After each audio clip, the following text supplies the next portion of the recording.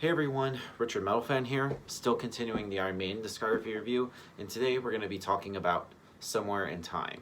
And for the occasion, I'm also wearing my Somewhere in Time shirt I got in for my birthday a couple years ago. But yeah, let's go back to the previous year, 1985. Now this is where Iron Maiden was on top of the game. I mean, they had completed their longest world tour, being the World Slavery Tour, in support of their previous album, Power Slave. And from 1980 to 1984, they had written and released 5 successful albums. And despite this, there were some rumors of inner conflict, and the World Slavery Tour, which took about 12 months or so, had obviously taken its toll on the band. And they were so burnt out by the end of it that they decided to just take a 6-month break, which is something I don't think they've never done before. And from what I also heard, they were actually, they even canceled a supposedly supporting tour in support of Live After Death, their very first live album. And I heard also it was around the time where Bruce almost threatened to quit the band if they didn't take a break. Which, and honestly, I feel like that was sort of like the slow start of Bruce's disenchantment. Well, it started also really taking its toll around the early 90s or so, but we'll get to that in a little while. And I feel like the extra time off sort of like given sort of like, well, mostly Adrian Smith a lot of times write the songs for this album. And on this album, it was mostly just Adrian Smith and Steve Harris on the helm writing the songs. There's no like songs from Bruce. I mean, Bruce had actually written some songs from Iron Maiden, but they were like so different that they were going to turn Maiden upside its head, and they weren't even used for this album. But I am curious to know what they would sound like. If anybody knows or heard those songs, just let me know. I'm curious to hear them myself. So, but yeah, I feel like this album is sort of like totally different compared to, like, of course, Number of the Beast, Peace of Mind, Power Slave. It's also the addition of like guitar synths and even bass synths. Hence, I mean, it very much fits like the very futuristic theme of the album perfectly. Hence, like the album artwork with like their mascot Eddie is like a cyborg.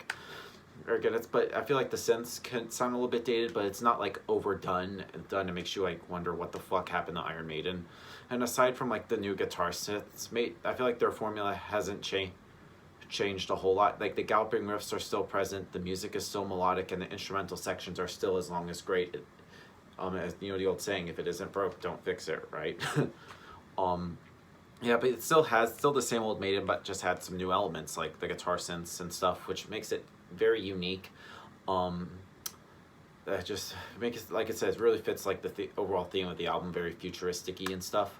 But yeah, without further ado, let's dive into this album track by track. Now, the album starts off with the title track, Caught Somewhere in Time, which in the intro guitar synths are used effectively to imply sort of like the time-traveling themes of the lyrics, though they disappear as the song progresses. And I feel like this also showcases like progressive elements, which would later be on some later albums, but I feel like it sits out right here. And just the guitar gives off a very futuristic feel and maintains an excellent pace. Of course, the bass isn't going to be left to dust. For Caught Somewhere in Time, Steve Harris gallops along with his bass guitar. The drumming sounds pretty good, and the help of the bass provides sort of like the extra rhythm. And both Dave and Adrian turn in some excellent solos, with Adrian's being especially impressive. Overall, it's a very good opener for the album. And then kicking off with an excellent riff is the next song, Wasted Years. Not only it's the first single off this album, Wasted Years is also the first song that Adrian had written solely by himself, well, for Iron Maiden anyways. Wasted Years is one of the band's most accessible songs, but that doesn't make it bad. The song is catchy and lighter, both musically and lyrically, than most Maiden songs. About 2.5 minutes in, the intro is replayed and the listener is treated to a cool instrumental section, which leads into a beautiful, yet short 16-second solo from Adrian. And one irk I have about this song is like the backing vocals in the chorus. If you aren't paying much attention, they sound like they mix with Bruce's singing and brings the quality of Bruce's voice down. I mean, that's just me. And then with that, Adrian Smith's second song on the album begins, which is Sea of Madness, which starts off with a cool riff from Adrian and Dave, which spearhead the song before the vocals begin.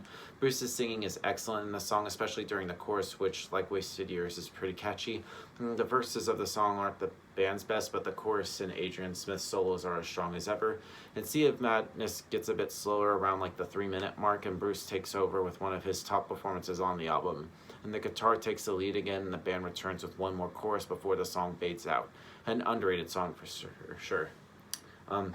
Next song is Heaven Can Wait, which is a lengthy track about a near-death experiences. Despite the song subject, it's a very happy sounding song, which kind of sounds a bit weird, which it pretty much uses like synths throughout the track, and this song has several sing-along choruses just waited to be shouted at crowds by concerts. And also featured in Heaven Can Wait is another lengthy sing-along section, which was definitely written for concerts, and it sounds pretty cool, and especially if you've seen any live performances of them playing Heaven Can Wait, right around like the Woos parts, like they have like crew and stuff come up on stage and just sing along with during that part. I mean, but however, the song is on the long side and definitely could have been made shorter, but one of the weaker tracks on the album. And then Maiden roars back with The Loneliness of the Long Distance Runner, a tongue twister song title, which one can be the most thought-provoking songs on the album. The lyrics depict the long-distance race, but can be interpreted as a metaphor for life as like a long-distance race. So life can get more challenging as it progresses, but you have to trudge on and never give up, or something to that effect. It starts off slow and melodic, but when Bruce belts out the first verse, it gets quicker, and it emulates the speed needed to keep up the race of this sort. And Bruce's sort of like out-of-breath vocals fit the song's lyrics perfectly, an excellent contribution from Steve Harris, who wrote the song. The sixth song on here is Stranger in a Strange Land, which is a more laid-back effort. For some reason, it's no surprise that Adrian Smith's, well, the last song they wrote for the album is like the second single. And the music on the simple side, but it's pretty catchy and has a nice groove to it. Bruce delivers some of his best vocals and they really carry the song. And after the cool harmony section, Adrian Smith plays an excellent solo that complements the music rather well. And the song's lyrics are about a man who fell from his boat on an Arctic expedition and was found 100 years later, oblivious to where he was. And Stranger in a Strange Land isn't Maiden's best songs by far, but it's one of my favorites nonetheless. And then the album turns into a Dave Murray track, which up to this point Dave had only written or co-written 3 songs for Maiden, being Sanctuary, Charlotte the Harlot, and Still Life, but he actually co-wrote the song along with Steve Harris. And which would be, of course, Deja Vu. It begins with a solo from Dave Murray, which sounds pretty cool, which then fades out into a decent riff accompanied by guitar synths. The chorus's melody is extremely catchy, and while the vocals might not stick out, the tune will likely be stuck in your head within the next few days. But I feel like the weakest part of the song is the lyrics. They seem quite strange and silly when you read them, which is unusual for a Maiden song, but it features some excellent vocals from Bruce.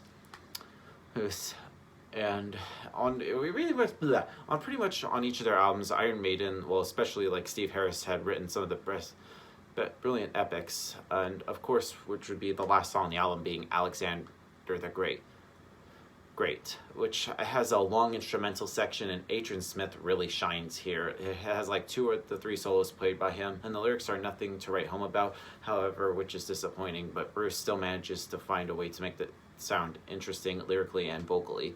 And Alexander the Great is definitely an amazing song, but has strangely never been played live ever before, and it's lasting over 8 minutes in length is a great way to end this album.